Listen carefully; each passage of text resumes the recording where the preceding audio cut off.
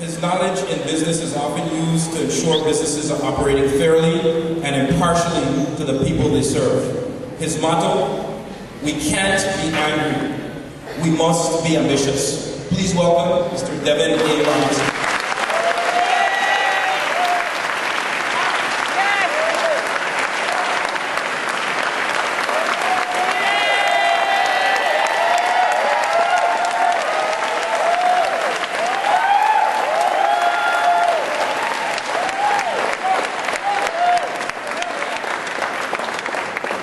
Thank you very much. For a moment, I wasn't sure who was talking about. I feel like 70 years old. I'm honored to be here, and first I want to thank Lieutenant Governor Francis, Second Lady, Ms. Cheryl Francis, Mrs. Mathis, and the Honorable Judge Greg Mathis for being here. Yeah.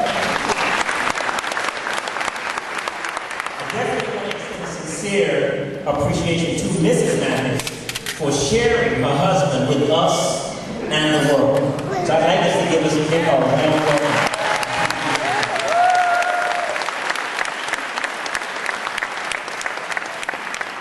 Too often we shed light and focus on the man in the mirror and forget about the woman who installed the mirror.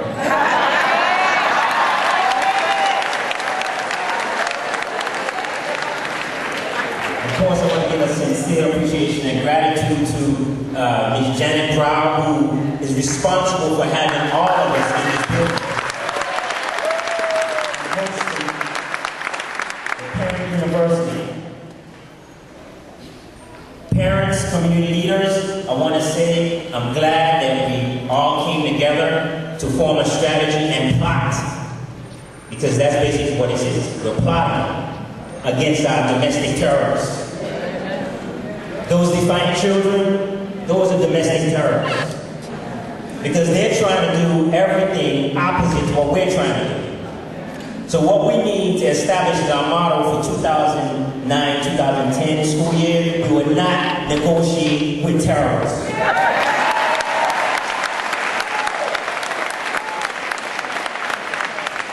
Now, the Bible says, train up a child in the way he should go, and when he's old, will not depart from him. But before we can train our children, we have to be properly trained ourselves. We all remember the infamous DC sniper. What was he training that child to do? Because he wasn't properly trained himself. So we need to ensure that we have the proper training and ensure that we can tell our children to make sure they think before they move forward on activity. We need to talk before they can think.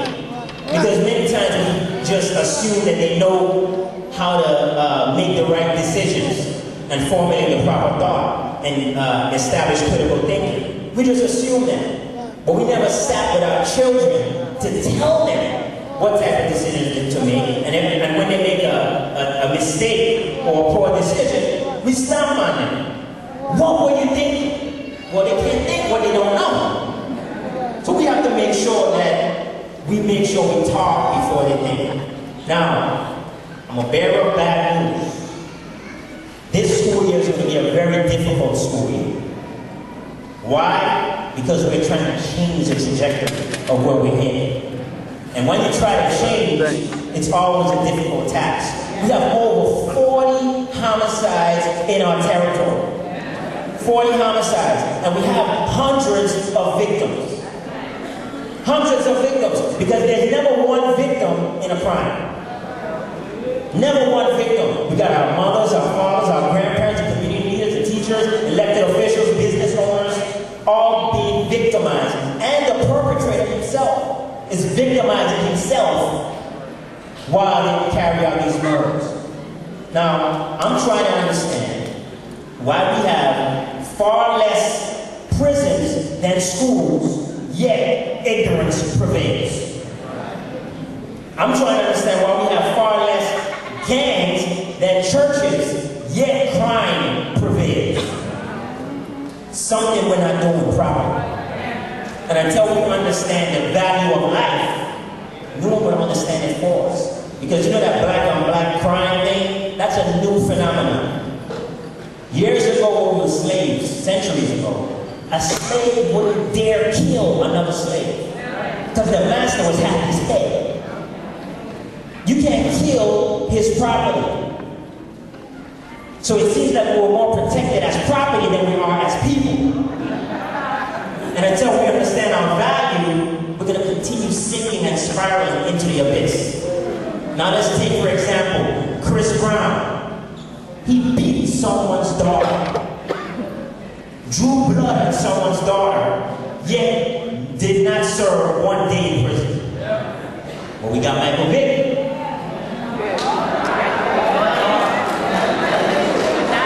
Michael Vick messed with them dogs. What is perceived to be a man's best friend. And not only did he serve time, they're trying to strip his career. Meanwhile, Chris Brown is running around with interviews trying to reboost his singing career. So what message are we sending? That dogs are a man's best friend over a woman?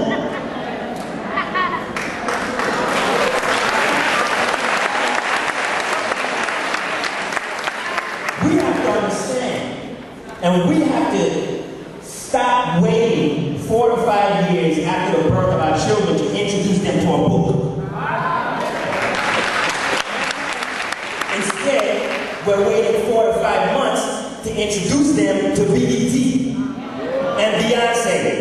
Our babies can't even walk. We're propping them up, teaching them how to do a stanky leg. That's a fault on us. Waiting too long to introduce academics to our children.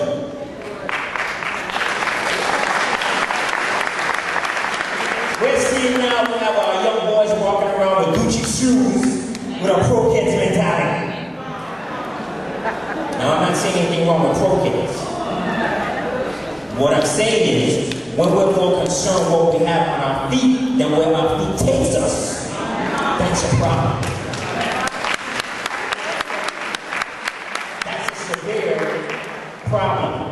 When we have our young girls worrying about the weave on their head instead of the wisdom in their head.